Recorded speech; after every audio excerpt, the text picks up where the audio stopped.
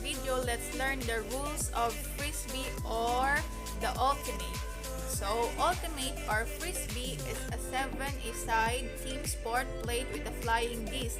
It is played on a rectangular field about half the width of the football field, with an end zone at each end.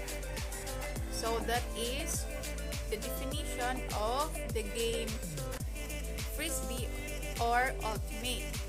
So let's start with the first rule.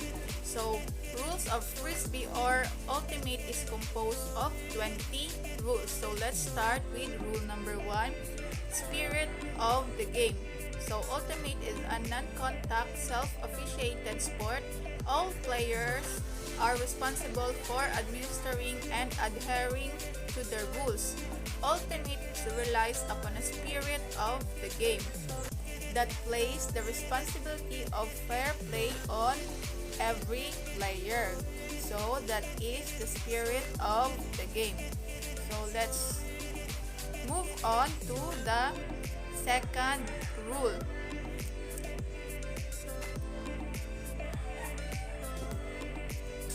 The playing field.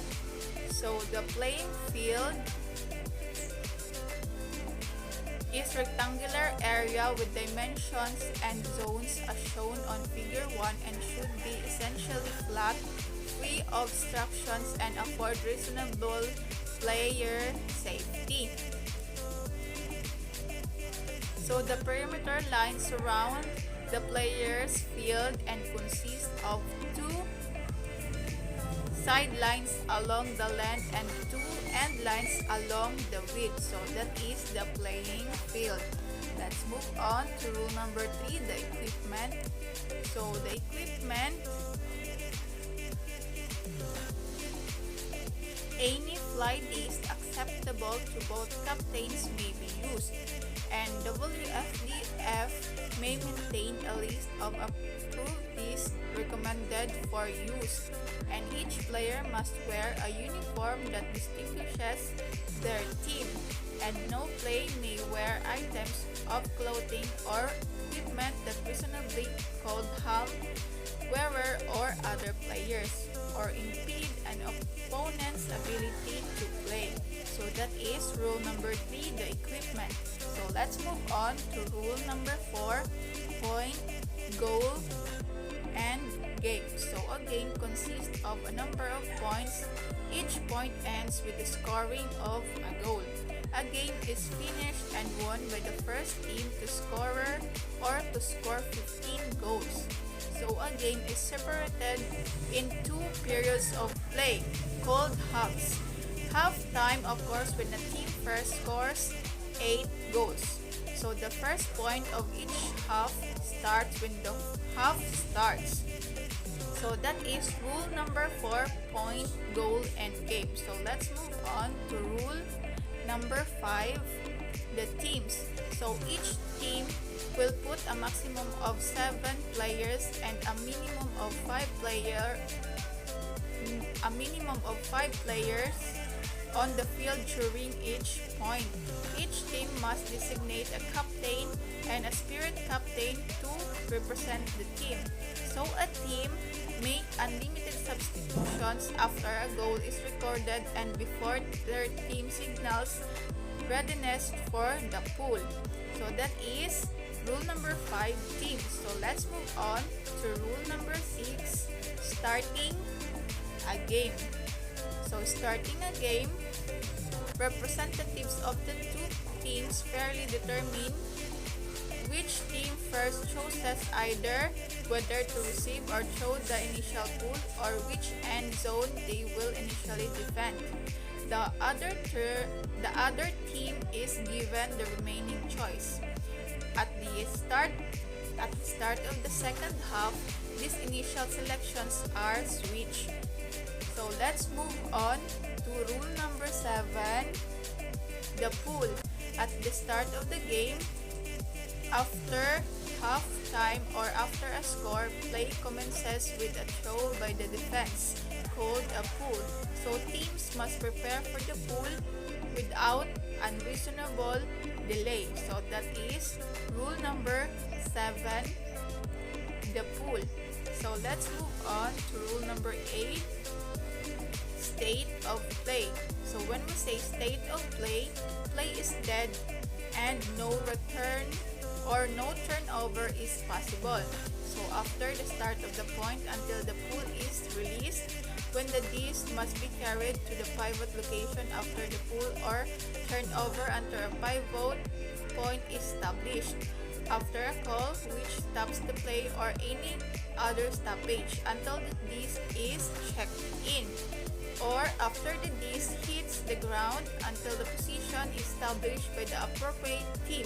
So the players are allowed to move during dead play unless specified otherwise.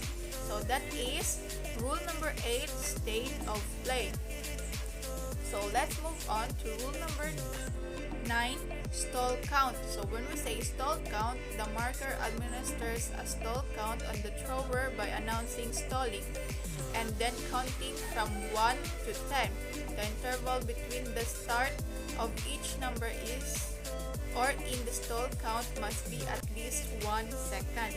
So that is, the stall count must be clearly communicated to thrower, and the maker or the marker may only continue a stall count when play is live or until a pivot is established after the turnover.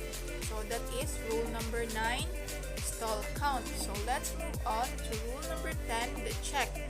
So the check, whenever play stops during a point for a foul, violation, contested turnover, specified turnover, contested goal, stoppage, discussion, or at the completion of a timeout, play must restart as quickly as possible with a check. So the check may only be delayed for a discussion for a call. So that is rule number 10, the check. So let's move on to rule number 11, out of bounds. So when we say out of bounds, the entire playing field is in bounds. The perimeter lines are not part of the playing field and are out of bounds. All non-players are part of out of bounds area.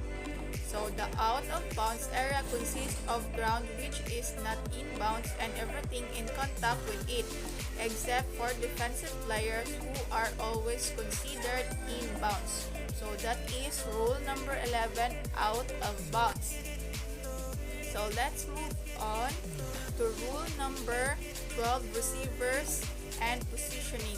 So when we say receivers and positioning, a catch occurs when a player has a non-spinning disc trapped between the least two body parts. A catch can enable a player to establish position of the disc. So that is rule number 12, receiving and positioning. So let's move on to rule number 13, the turnovers. So when we say turnovers, a turnover that transfers position of the disc from one team to other occurs when the disc contacts the ground while it is not in the position of an offensive player or a down. So that is rule number 13, turnovers. So let's move on to rule number 14, scoring. So when we say scoring, a goal is scored if an inbounds player catches a legal pass and all their ground contacts are entirely within their attacking end zone, or for an airborne player. So that is rule number 14, scoring. So let's move on to rule number 15, calling fouls, infractions, and violation. So a breach of the rules due to non-minor contact between two or more opposing players is foul. A player intentionally initiating minor contact is still a breach of the rules, but it is to be treated as violation and not a foul. So that is rule number 15, calling fouls, infractions, and violations.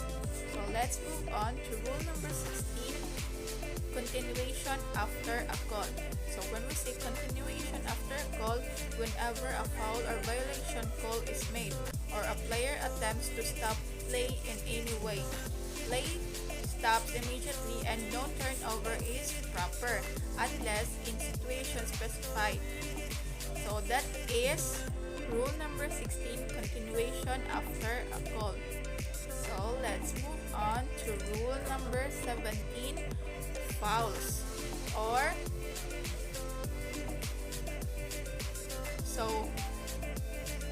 dangerous play. So actions demonstrating reckless disregard for the safety of fellow players or posing significant risk of injury to fellow players or the dangerously aggressive behaviors are considered dangerous play and must be treated as a foul regardless of whenever or when contact occurs. This rule is not superseded by any other foul rule. If the dangerous play call is accepted, this must be treated as the most relevant foul. 18. The infractions and violations. So infractions and violation, marking infractions including the following: fast count, the marker starts or continues to stall, count illegally, does not start or restart the stall count with stalling, counts in less than 1 second intervals, does not correctly reduce or reset the stall count when required, or does not start the stall count from the correct number. So that is rule number 18, infractions and violations. So let's move on to rule number 19, safety stoppages. So when we say safety stoppages, injury stoppage, an injury stoppage, injury may be called by the injured player or by any player on the injured player's team. So if the injury was not caused by an opponent, the player must choose either to be substituted or to charge their own team with a timeout. So if the injury was caused by an opponent, the player may choose to stay or to be substituted. So that is rule number 19, safety stoppages.